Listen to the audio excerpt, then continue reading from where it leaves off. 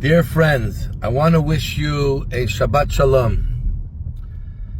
And I want to wish to all of the Shluchos, the Chabad Rebbetzins from around the world, numbering many thousands, who most of them are gathering together this weekend in Crown Heights, the headquarters of Chabad, from where the Rebbe led and served together with his Rebbetzin Chayamushka, and whose yahrzeit is this coming Monday.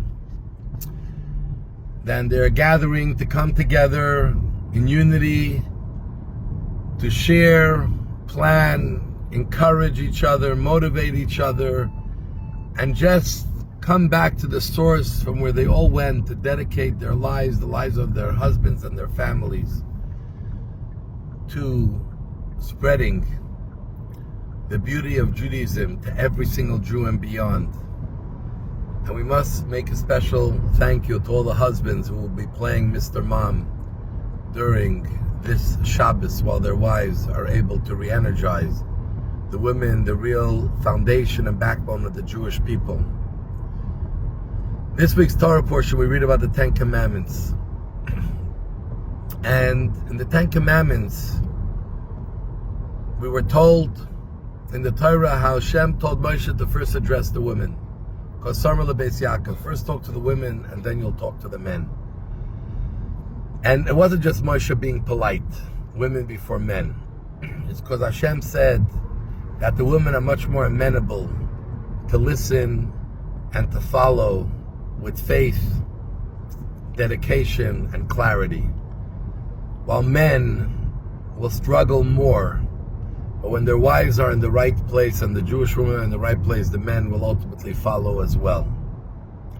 And it's interesting that this week's Torah portion is Yitro, and it starts off by Yishma Yitro. Yishma listened. Yitro heard. Yitro, who was the father-in-law of Moshe Rabbeinu, who lived in great luxury in Midian, when he heard what happened to the Jewish people. Now Hashem exacted punishment for the Egyptians, while at the same time, with the same water that punished the Egyptians, he split for the Jews. He realized that this is the truth. And as a searcher, he went to put his lot together with the lot of the Jewish people, and to leave his luxury and go to the desert to be with the Jews, learn Torah, and be able to take what he learns back to share with everyone from his country. The opening word is Vayishma. Yisro heard. Why is it so important that he heard? Yisro came was important. Why is it important that he heard? And the answer is that Yisro came because he paid attention. Everyone in the world knew that something incredible was happening to the Jewish people, and how Hashem exacted punishment for the Egyptians. Everyone heard that. But to most people, it did not have any effect. On the contrary, it may have made their anti-Semitism go up a little bit, but it didn't make them move in any way real and productively. But Yisro, when he heard and he said, wow, something is happening and I have to pay attention, I can't just ignore it. Something is going on, something different than ever happened before. The God of the world is somehow beginning to communicate and to show in a clear way the path of life. And when he heard and he understood that, he all of a sudden came, because he knew he couldn't stay back. He would never forgive himself if he doesn't become part of it.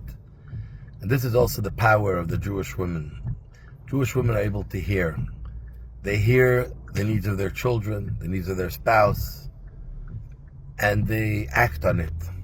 We all have to follow in this path, to be open, to be sensitive to others. As we know the famous story of the Alter Rebbe, the founding leader of Chabad, and his son, the Mittler Rebbe, Reb Dov Ber, when he was a young married man with his baby, and he would study in great focus and totally oblivious to everything that was around him. And one night, the Alter Rebbe and his son, who lived in the same house, went upstairs, went downstairs. The Alter Rebbe, in the middle of studying at night, heard the cry of a baby coming from his son's house. The baby was not stopping to cry. So he was curious what's going on. So he went downstairs And he saw that his son was oblivious to everything going on around him, and even the baby crying because he was so engrossed in his studies. Now the Rebbe picked up the baby, soothed the baby, then he told his son, who he took out of that trance, and he said, my dear son, as much Torah as you learn, as engrossed you are in Torah, you should never be oblivious to the cry of a Jewish baby, the cry of a Jewish person. And this is what the women gave us. What Yisro heard and moved him, which is natural to women, should be something for all of us. So we want to be inspired by this coming weekend of the powerful women coming together, the power of the world representing the whole world, to bring us the final redemption, to hear the calling of Hashem, that Jewish people wake up, be part of the Jewish people openly, identify openly, participate openly, because Mashiach is just around the corner. He's waiting to come. And let us follow that call. So Shabbat Shalom, God bless you all. We love you all. Candlelighting time, Montreal, 4:50 p.m.